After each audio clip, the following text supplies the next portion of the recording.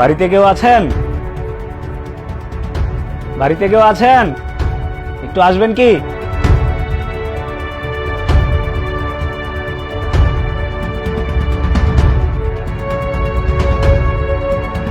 আসসালামু আলাইকুম। ওয়ালাইকুম সালাম। আলামিন, তুমি এতদিন কোথায় ছিলা? আর এই অবস্থা কেন? কি করছো তুমি? আসলে উনি কিছুদিন আগে একটা মার্ডার করেছে, আর কোর্ট থেকে তার রায় হয়েছে ফাঁসি। ফাঁসির আগে তার শেষ ইচ্ছা ছিল আপনাদের সাথে দেখা করবে, তাই তাকে নিয়ে আসা। আম্মা, আব্বা, মাহি, রুবেল, আপনারা সকলে হইতেছেন এই পৃথিবীতে আমার সব থেকে আপন মানুষ। রাগের মাথায় আমি একটা মানুষকে খুন করে ফেলি, আর সেই খুনের রায় হয়েছে ফাঁসি। আগামীকাল সকাল 10টায় আমার ফাঁসি হবে। আমি জেলারের হাত পা ধরে অনেক রিকোয়েস্ট করে আপনাদের সাথে দেখা করতে এসেছি। তারা আমাকে প্রশ্ন করেছিল আপনার ফাঁসির আগে আপনার শেষ ইচ্ছা কি। আমি তাদের বলেছিলাম আপনাদের সাথে দেখা করব, তাই আপনাদের সাথে দেখা করতে এসেছি। আমার বিশ্বাস ছিল যে আমি আপনাদের সাথে দেখা করলে আপনারা আমার ফাঁসি হতে দেবেন না।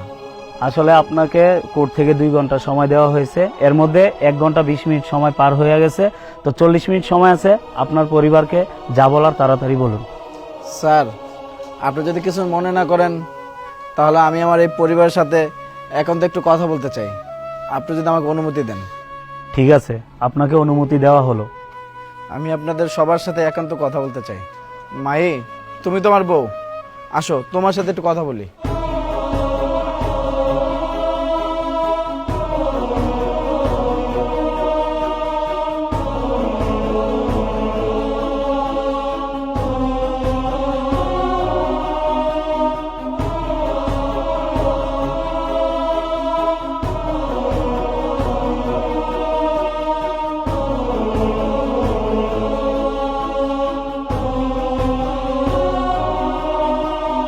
কও কি কইবা? মাহি, তুমি তো জানো আগামীকাল সকাল 10টায় আমার ফাঁসি হবে, আর এই ফাঁসির হাত থেকে তুমি চাইলে আমাকে বাঁচাতে পারো। তুমি যদি থানায় গিয়ে একটা মিথ্যে সাক্ষী দাও তাহলে আমার আর ফাঁসি হবে না, তাতে হয়তো তোমার 4 বছর জেল হবে। তুমি কোনো চিন্তা করো না, আমার তো অনেক টাকা, আমি এই টাকার বিনিময়ে যত তাড়াতাড়ি পারি তোমাকে আমি জেলখানা থেকে বের করে নিব। আর মাহি, তুমি তো বলেছিলে তুমি তোমার জীবনের থেকে আমাকে বেশি ভালোবাসো। আমার বিশ্বাস তুমি আমাকে বাঁচানোর জন্য এই মিথ্যে সাক্ষীটা দিবা না বলো? এই হাত ছাড়ো। ওইটা তো আমি কথার কথা বলছিলাম যে তোমার জন্য আমি জীবন দিতে পারি, তাই বলে কি তোমার জন্য আমার জীবন দিতে হবে? তাছাড়া ক্রাইম করছো তুমি, শাস্তি ভোগবা তুমি, আমি কেন এসবে যাব? আর তুমি মারা গেলে এমনিতে ধন সম্পত্তি সব আমারই হবে, আমি এই সমস্ত কোনো ঝামেলায় যাইতে পারবো না। যাও তো তুমি। মাহি, এটা কি বলছো? আমি তোমার হাজবেন্ড, আর আমি মারা গেলে তুমি বিধবা হয়ে যাবে, আর এই মৃত্যুর মুখ থেকে তুমি আমাকে বাঁচাবে না। এই চুপ করো তো এই সমস্ত কথা, আমি এই সমস্ত ঝামেলায় যাব না। এই আপনারা নিয়ে যান তো।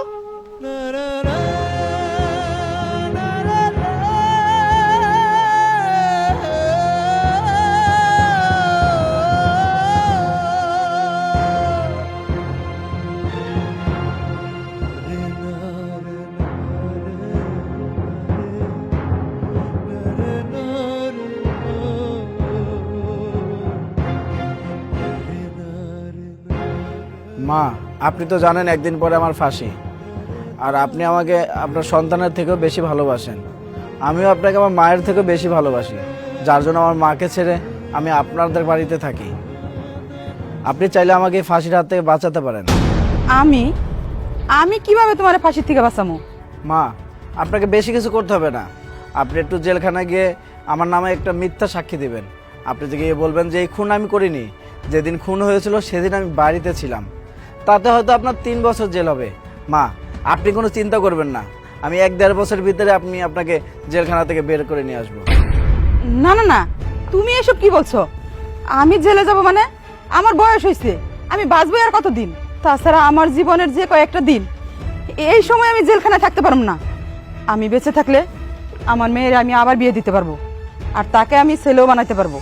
যেহেতু তুমি খুন করছো, শাস্তি তোমারই ভোগ করতে হইব। আমি কোনো মিথ্যা সাক্ষী দিতে পারবো না। তুমি আমারে এই ধরনের কোনো অনুরোধ করবা না।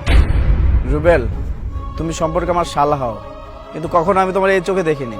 তোমার আমার আপন ভাইয়ের মতো জানি। তুমি যখন যেটা চাইতা সেটাই তোমার জন্য নিয়ে আসতাম। তুমি যদি একটা মিথ্যে সাক্ষী দাও তাহলে আমার জীবনটা বেঁচে যাবে। আরে দুলা ভাই, এটা আপনি কি বলতেছেন? আপনি কি পাগল হয়েছেন? হ্যাঁ, আমি ইয়াং একটা ছেলে, এখনো বিয়ে শাদী করি নাই।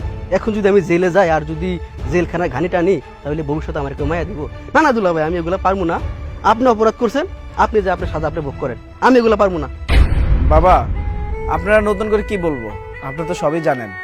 আপনি কি আমার নামে একটা মিথ্যা সাক্ষী দিবেন? না বাবা, তুমি আমার এই ধরনের কথা বললো না। আমার বয়স হয়েছে, আমি যে কয়টা দিন বাইসা থাকি আমি এই খোলা আকাশের নিচে ঘুরে ঘুরে বাঁচতে চাই। আমার তুমি জেলখানায় যাওয়ার জন্য অনুরোধ করো না, আর মিথ্যা সাক্ষীও দেওয়ার জন্য কথা বললো না। আমি মিথ্যা সাক্ষী দিতে পারবো না বাবা, আমি এই বয়সে মিথ্যা সাক্ষী দিতে পারবো না। দুলা ভাই, আপনি আমার দিকে তাকায়েন না। আপনার জন্য আমার খুব মায়া হয়, কিন্তু এই জেলে টেলে আমি যাইতে পারবো না। আমি এগুলা খুব ভয় পাই। আলামিন সাহেব, আপনার সময় শেষ। ঠিক আছে স্যার, আমার নিয়ে চলুন। আলামিন, আলামিন, আলামিন, বাবা, আপনারা আপনারা আমার পোলারে কই নিয়ে যাইতেছেন? আলামিন, আমাদের মালিকে গিয়ে কইলো তোর বলে ফাঁসি, তোরে বলে ফাঁসি দিব। মা, মা, আমি একটা মানুষকে রাগের মাথায় খুন করে ফেলি, আর সেই খুনের দায়ে আমার আমার আগামীকাল সকালে ফাঁসি হবে। না বাজার না, তোর ফাঁসি হইতে পারে না। আপনারা আপনারা আমার পোলাটারে চাইরা দেন। আমি আপনাকে ভাই বলি, আমার পোলাটারে চাইরা দেন। মা, মা, তুমি চাইলে আমার বাঁচাতে পারো। কেমনে কেমনে বাঁচাতে পারি বাজার? তুমি যদি থানায় গিয়ে বলো আমি এই খুন করিনি, এই খুন করার সময় আমি তোমার কাছে ছিলাম, আমি এই খুন করিনি, তুমি যদি মিথ্যে সাক্ষীটা দাও তাহলে আমি বেঁচে যাবো। মা, আর আর এই সাক্ষী দিলে তোমার 4 বছর জেল হবে। হোক বাজান হোক, 4 বছর না, আমার যাবজ্জীবন হোক, আমার কোনো আফসোস নাই। আমি সাক্ষী দিব, আমি সাক্ষী দিব। আমার পোলা আমার কাছে ছিল, আমার পোলা আমার কাছে ছিল। মা, মা, তুমি কান্না করো না মা, আমি কোনো মানুষজনকে খুন করি নাই। আর আমার কালকে যে ফাঁসি, আমার কোনো ফাঁসি হবে না। এতক্ষণ যা দেখেছো সবকিছু ছিল আমার সাজানো একটা নাটক। মা, কিন্তু বাবা, এই যে পুলিশ পুলিশ এরা হচ্ছে আমার বন্ধু। মা, আমার এই বন্ধু বলেছিল যে তুমি আমার অনেক ভালোবাসো, কিন্তু আমি সেটা বিশ্বাস করি নাই। আমি ওরা বলেছিলাম যে আমার মায়ের থেকে আমার শ্বশুর পরিবার আমাকে অনেক বেশি ভালোবাসে, কিন্তু এই ভুলটা ওর চোখে অনেক আগেই ধরা পড়েছিল, কিন্তু আমার চোখে ধরা পড়েনি। মা, মা, যখন তুমি শুনলা তোমার একটা মিথ্যে সাক্ষী দিয়ে আমার জীবন বেঁচে যাবে আর তোমার 4 বছর জেল হবে, সেটা শুনেও তুমি মিথ্যে সাক্ষী দেওয়ার জন্য রাজি হয়েছো। কিন্তু এতদিন তোমাকে ছেড়ে আমি যাদের কাছে ছিলাম, যাদেরকে আপন ভাবতাম, তারা আমার বাঁচানোর জন্য এই মিথ্যে সাক্ষীটা দিতে চাইনি। মা, আমি জীবনে অনেক ভুল করছি। মা, আমি অনেক ভুল করছি, আমি তোমারে অনেক কষ্ট দিছি। মা, তুমি আমার মাফ করে দিও। না বাবা, মাফ করে দিও। আমি কিছুই মনে রাখি নাই বাপ।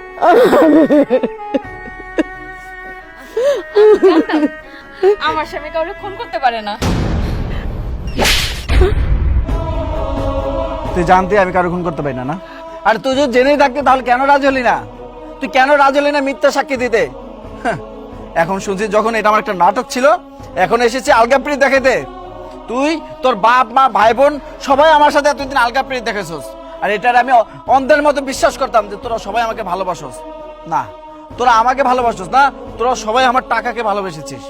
আজকের পর থেকে তোরা কেউ আমার টাকার ভাগ পাবি না, আমার টাকার ভাগ পাবি না। আর এতদিন তোরা কি ভেবেছিলি আমার সয় সম্পত্তির মালিক হবি তোরা, তাই না? তোরা বিন্দু পরিমাণ সম্পত্তি আমার পাবি না। আজকের পর থেকে তোদের কারোর সাথে আমার কোনো সম্পর্ক নেই, আর তোরা তো আমি ডিভোর্স দিব। মা, চলো।